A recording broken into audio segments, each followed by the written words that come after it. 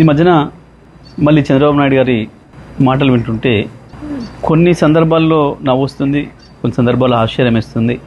ఎందుకులే ఎందుకు వదిలేద్దాంలేమని చెప్పి అనుకుంటే కూడా కొన్ని సందర్భాల్లో ఎందుకో తప్పకుండా మాట్లాడాల్సిన అవసరం ఉందని అనిపిస్తూ ఉంది.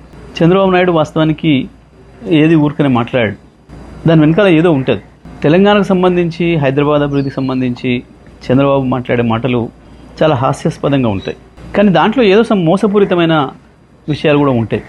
ఎందుకంటే ఆయన నిన్న మొన్న మాట్లాడింది, మహానాడులో మాట్లాడింది, అసలు అది తెలంగాణకి ఏమాత్రం సంబంధం లేని కార్యక్రమం అక్కడ. కానీ అక్కడ మళ్ళీ నిన్న మాట్లాడుతూ ఇవాళ భారతదేశంలో తెలంగాణ తలసరి ఆదాయం నెంబర్ 1 ఉంది, కానీ దానికి కారణం నేనే అని మాట్లాడడం. పదే పదే హైదరాబాదు నేనే అభివృద్ధి చేసిన. సరే, ఇవి చెత్త మాటలు లేని కొట్టేద్దామని అనిపిస్తుంది. కానీ ఒక అబద్ధాన్ని 100 సార్లు చెప్తే నిజమని నమ్ముతారు అని ఏదైతే మనం గోబెల్స్ సిద్ధాంతం గురించి వెళ్ళి మాట్లాడుకుంటున్నామో, గోబెల్స్ కూడా సిగ్గుపడే పద్ధతిలో ఉంటాయి చంద్రబాబు నాయుడు గారి పనులు, మాటలు. వాస్తవానికి చంద్రబాబు నాయుడు గారు సమైక్య ఆంధ్రప్రదేశ్లో పరిపాలన చేసిండ్రు. వారు మొత్తం కలిపి చేసింది 9 సంవత్సరాలు. 2004తోనే చంద్రబాబు నాయుడు గారి చరిత్ర ముగిసిపోయింది. సరే, వారంటే సీనియర్ నాయకుడిగా గౌరవం ఉంటుంది, అది వేరే విషయం. కానీ మాట్లాడే మాటలు విన్నప్పుడు మాత్రం చాలా చిరెత్తుకొస్తుంది. తెలంగాణ వాదులు వాళ్ళదైన పద్ధతుల్లో వాళ్ళు స్పందిస్తున్నారు సోషల్ మీడియాలో. మిత్రులు నిజమే, కొన్నిసార్లు వాళ్ళు పెడుతున్న పదాలు, వాళ్ళు వాడుతున్న పదాలు చూస్తే కూడా కొంచెం బాధ అనిపిస్తుంది. అంత హార్ష్గా ఎందుకు మాట్లాడుతున్నారు మా వాళ్ళు అని. కానీ మీలాంటి వాళ్ళకు అదే సరైందేమో అనే భావన వచ్చేటట్లు ఉంది మీ ప్రవర్తన.